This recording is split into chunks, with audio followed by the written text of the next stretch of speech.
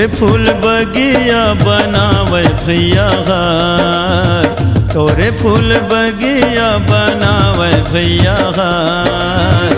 राम जी करन लागे माई के सिंगार, राम जी करन लागे माई के सिंगार। चंपा चमेली मोगरा यौगे गुलनार, रात रानी सदा सुहागिन गोंदा सदा बहार। राम जी करन लागे माई के सिंगार, राम जी करन लागे माई के सिंगार।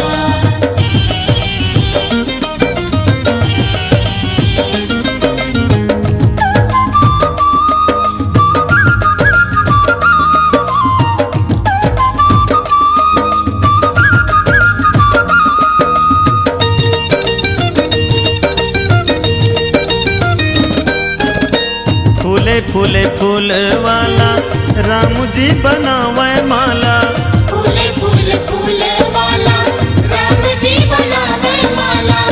जनक दुलारी ला पहिरावे भैया दीन दयाला, जनक दुलारी ला पहिरावे भैया दीन दयाला।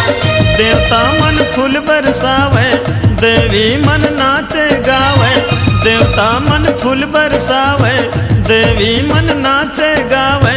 बोले जय जयकार राम जी करन लागे माई के सिंगार, राम जी करन लागे माई के सिंगार।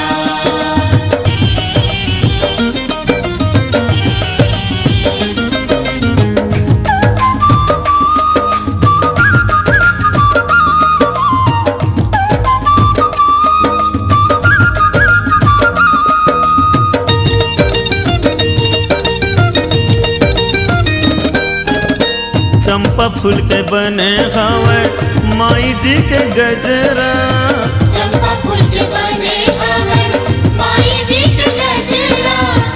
आँखी माँ आंजे हवे माता जी है कजरा, आँखी माँ आंजे हवे माता जी है गजरा।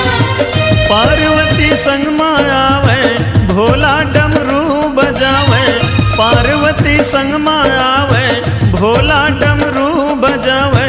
महिमा है अपार राम जी करन लागे माई के सिंगार, राम जी करन लागे माई के सिंगार।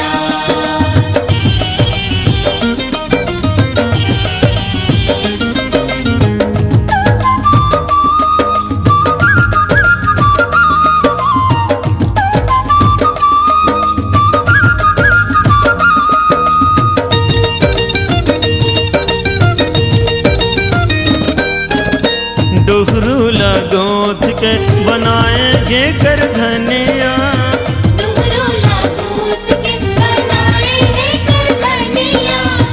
पावे माँ पहिरावे प्रभु है पैजनिया, पावे माँ पहिरावे प्रभु आपे जनिया।